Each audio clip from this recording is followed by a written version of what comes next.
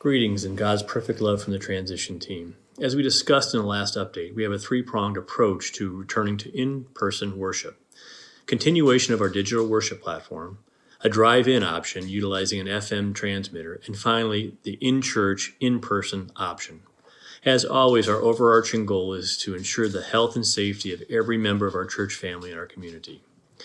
Beginning August 16th, we plan to have a single worship service at 9:30 that affords the opportunity to worship from the safety of your car in the church parking lot using the drive-in option or inside the church with the in-person option.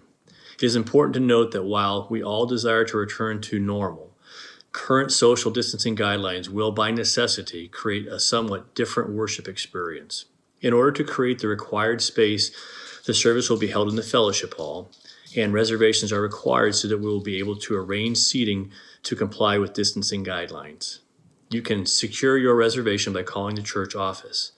Reservations will be allotted on a first-come, first-served basis. We have created procedures and people traffic flows to maximize safety and minimize unnecessary exposure.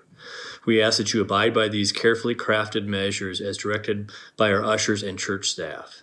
As always, masks are required for any in-church activity and standard social distancing guidelines apply. While we all desire to return to our comfortable routines, as I stated in my sermon, holding hands during the Benediction is one of the most cherished traditions of our church, this pandemic simply does not allow us the luxury to return to many of our historical practices. We will not be able to host fellowship time or coffee hour before or after the service, and we ask that, hard as it may be, that we refrain from physical contact, no handshakes, hugging, etc.